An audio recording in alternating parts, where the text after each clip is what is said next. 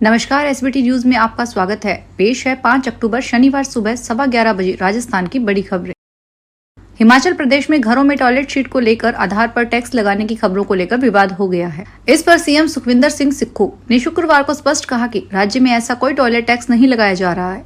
दरअसल केंद्रीय वित्त मंत्री निर्मला सीतारमण ने दावा किया है कि हिमाचल प्रदेश की कांग्रेस सरकार टॉयलेट पर भी टैक्स ले रही है।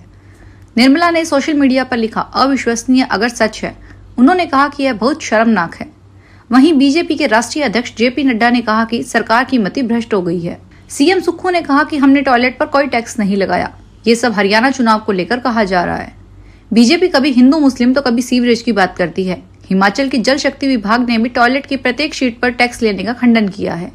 उन्होंने कहा है कि हम सिर्फ पानी का बिल ले रहे हैं। राजस्थान में नेशनल पेंशन स्कीम व ओल्ड पेंशन स्कीम लागू करने असमंजस के बीच राजस्थान सरकार ने शुक्रवार को राज्य कर्मचारियों को एक बड़ी राहत दी है। इसके तहत जिन राज्य कर्मचारियों ने एनपीएस योजना के तहत पैसा निकाल लिया है, उन्हें फिलहाल जमा नहीं कराना होगा। उनकी निकाली गई राशि को सेवानिवृत्ति के दौरान समायोजन कर लिया जाएगा। इधर सरकार के लिए इस फैसले से राजस्थान के ओपीएस लागू रहने की संभावना अधिक जताई जा रही है। राजस्थान सरकार के वित्त विभाग ने शुक्रवार को एक परिपत्र जारी किया है। इसके तहत 1 जनवरी 2004 के बाद नियुक्त जिन सरकारी कर्मचारियों ने एनपीएस के अंतर्गत राशि निकाल ली थी, उनकी यह राशि वापस जमा कराने के लिए शिथिलता प्रदान की गई है। इस राशि को सेवानिवृत्ति के समय नियमानुसार गणना कर समायोजित किया जाएगा। उच्चतम न्यायालय ने राज्यों को खनिज युक्त भूमि पर कर लगाने को न्यायोचित करार देने वाले 25 जुलाई के अपने फैसले के खिलाफ दायर केंद्र सरकार और अन्य की पुनर्विचार याचिका खारिज कर दी है। शीर्ष अदालत के जुलाई के इस फैसले में कहा गया था कि राज्यों को खनिज युक्त भूमि पर कर लगाने का विधायी अधिकार प्राप्त है।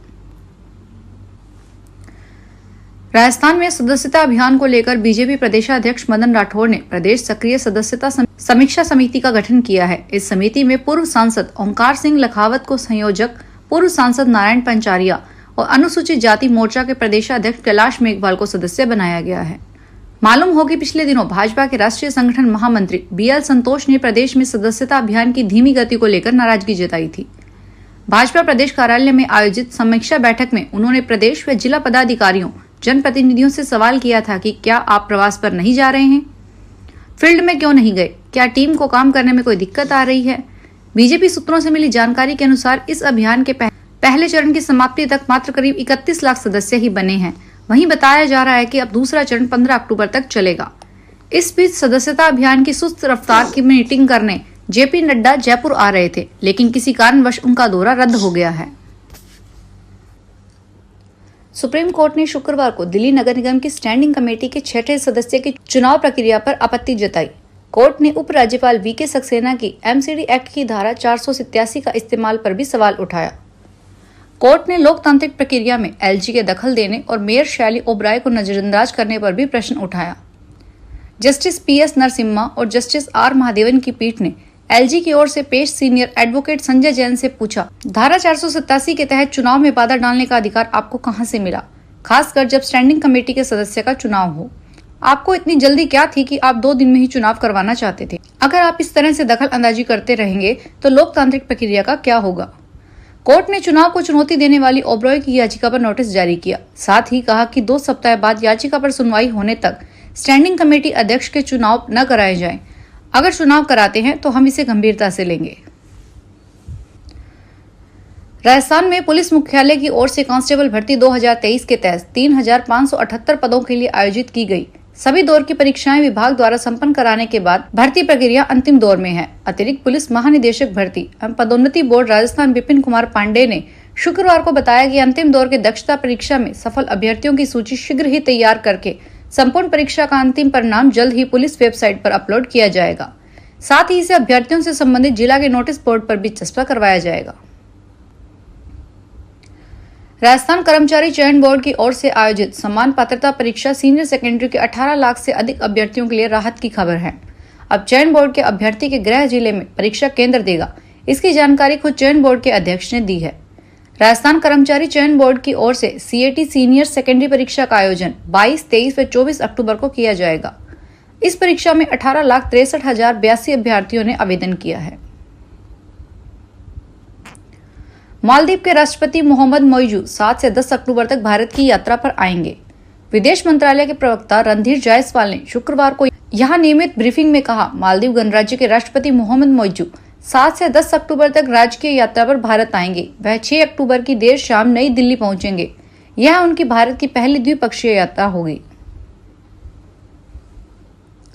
राजस्थान में उपचुनाव से पहले सीएम भजन लाल ने आदिवासियों के प्रमुख धार्मिक स्थल मानगढ़ धाम को बड़ी सौगात दी है। इस दौरान सीएम भजन लाल ने कहा कि आदिवासी समाज ने आदिकाल से देश के विकास में अगुवाई की है। जनजाति क्षेत्र की कई प्रतिमाओं ने देश में अपना लोहा मनवाया है। बता दें, सीएम भजन लाल राष्ट्रपति द्रौपदी मुर्मू के साथ बांसवाड़ा के मानगढ़ धाम में आदि गौरव सम्मान समारोह में पहुंचे थे। बांसवाड़ा में आदि गौरव सम्मान समारोह को संबोधित करते हुए सीएम भजन लाल ने कहा कि मानगढ़ की धरती पवित्र है, मैं इसे नमन करता हूँ। इस धाम पर राष्ट्रपति का कार्यक्रम मिला, यह खुशी की बात है। गोविंद गुरु ने आजादी के लिए सब समर्पित किया। भजन लाल शर्मा ने कहा कि यहाँ पर्यटन की अपार संभावना है। यहाँ सरकार ने त्रिपुरा सुंदरी मानगढ़ बेनेश्वर धाम के लिए सर्किट बनाया है। यहाँ के आदिवासी लोगों के लिए आदि गौरव सम्मान की शुरुआत की। यह धाम देश के लिए धरोहर है। दिल्ली के मुख्यमंत्री अतिशी ने कहा कि हमारे युवा देश में बेरोजगारी की समस्या दूर करने के लिए नौकरियां ढूंढने वाले नहीं, बल्कि नौकरी देने वाले बने। सुश्री अतिशी ने शुक्रवार को दिल्ली सरकार के नेताजी सुभाष प्रौद्योगिकी विश्वविद्यालय के दीक्षांत समारोह में शामिल हुई और स्नातक छात्रों को डिग्री देकर सम्मानित किया। इस मौके पर छात्रों को संदेश देते हुए उन्होंने कहा कि हमारे युवा देश से बेरोजगारी की समस्या दूर करने के लिए नौकरियां ढूंढने वाले नहीं, बल्कि नौकरी देने वाले बने। उन्होंने कहा कि जब हमारे विश्वविद्यालय से छात्र नौकरी ढूंढने वाले के बजाय एंटरप्रेन्योर बनकर निकलेंगे तो भारत दुनिया का नंबर 1 देश जरूर बनेगा।